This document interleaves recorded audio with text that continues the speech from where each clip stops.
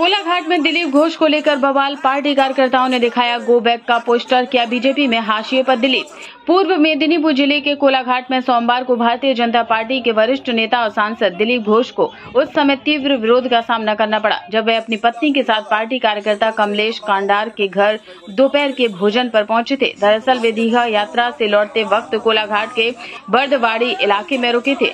घटना उस समय और ज्यादा गंभीर हो गई जब पार्टी के ही एक वर्ग ने घोष और उनके करीबी नेता नारायण माइती के खिलाफ नारेबाजी शुरू कर दी। दिलीप घोष के साथ गो बैक के नारे लगे और उन्हें घर में घुसने से रोकने की कोशिश की गई।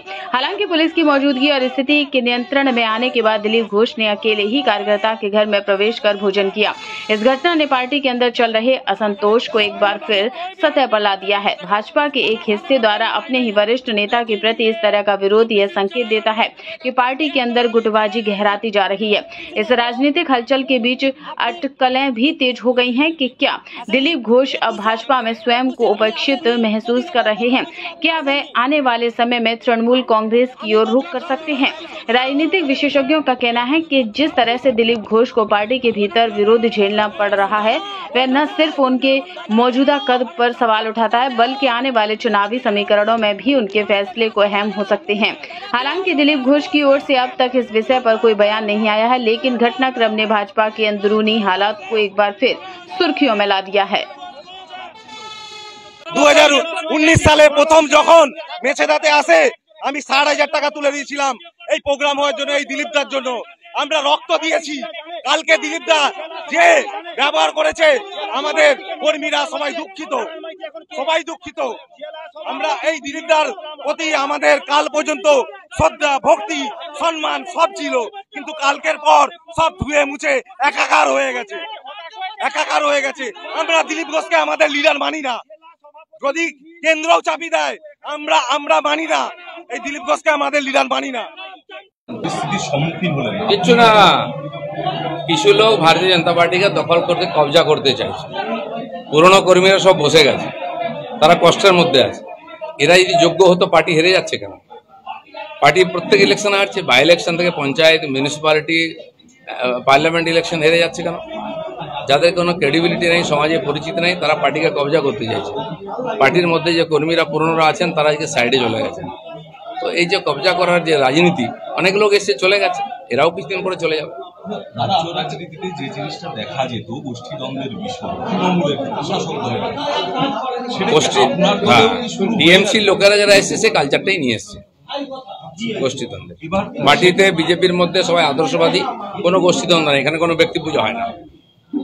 সেক্ষেত্রে আপনার ঘরানার যে সময়কার রাজনীতি নিয়ে সেক্ষেত্রে তথাগত রায়ও পড়ে, তিনি আজকে তথাগত রায় কি করেছেন? একটা পঞ্চায়েত জিতেছেন, পার্টিকে কি দিয়েছেন? একটা কাউন্সিলর জিতাতে পেরেছেন?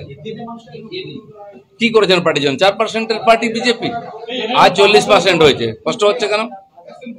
আনন্দ হওয়া উচিত। আমার তো আনন্দ হচ্ছে, আমি পার্টি দাঁড় করেছি, আজকে নতুন নেতারা সে নেতৃত্ব করছে। পার্টি জিতলে আমাদের আনন্দ হয়, জিতুক পার্টি। যারা পার্টি বাড়লে কষ্ট হয় তারা কি করে বিজেপির লোক হতে পারে? আজকের দিনে দাঁড়িয়ে তথাগত রায় যেখানে আপনি বলছেন যে বিজেপিতেই এখনো আছেন বা বিজেপি ছাড়বেন না কখনো, সেখানে আপনাকে বলার আপনি চলে গেলে আপদ বিদায় উনি বলার কি? উনি বিজেপির জন্য কি করেছেন? সন্ধ্যাবেলা বসে মাল খেয়েছেন সবাইকে নিয়ে। পার্টি দিল্লি থেকে টাকা পাঠিয়ে ফুর্তি করেছে। যদি পার্টিকে 40% ভোট দিতাম না, তাকে আমরা পুজো করতাম। কেউ পাত্তা দেয় না কেন? তার কথা কি গুরুত্ব আছে? খুব বেশি কর্মী সমর্থক এখানে উপস্থিত হয়, অথচ তারপরেও আপনাকে বাধা দেওয়ার চেষ্টা করা হচ্ছে। না, কিছু লোক আছে যারা বললাম না পার্টিকে কবজা করতে এসে নতুন বিজেপি হয়েছে, তারা একটু ঝামেলা করার চেষ্টা করছে। এটা হবে না। আমরা রক্ত দিয়ে ঘাম দিয়ে পার্টি দাঁড় করিয়েছি, লক্ষ লক্ষ কর্মী বাড়িতে বসে আছে, এরাই কাজ করতে দিচ্ছে না। তারা কিন্তু বিজেপি ছাড়েনি, তারাই বিজেপিকে জেতাবে। সাধারণ মানুষ ওই লোকগুলোকেই বিশ্বাস করে, তারা কি অরিজিনাল বিজেপি করে। হঠাৎ বিজেপি যারা, তারা হঠাৎ এসছে হঠাৎ যাবে, বিজেপির কিছু যায় আসে না। তাহলে কি মনে করছেন যারা বিক্ষোভ দেখালো আজকে তারা হঠাৎ বিজেপি? বেশিরভাগই কতদিন বিজেপি করে জিজ্ঞেস করুন না। বাইক অ্যাক্সিডেন্ট করেছি, 1 বছর আমি পড়েছিলাম বেডে। 1 বছর দেখুন, 1 বছর ছিলাম বেডে, 1 বছর ছিলাম।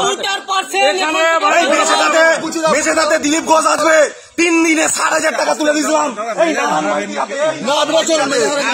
নানান মাইতি তুলে দিয়েছিলাম, এই দিলীপ দাকে এত ভালোবাসতাম। হ্যাঁ, আজকে দিলীপ দা যা করেছে কিছু দলবাজি চলবে না, উপদল চলবে না, উপদল করতে দেবো না আমরা।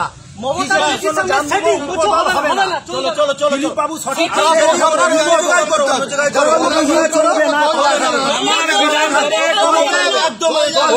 বিধানসভায় কোনো প্রোগ্রাম করা যাবে না।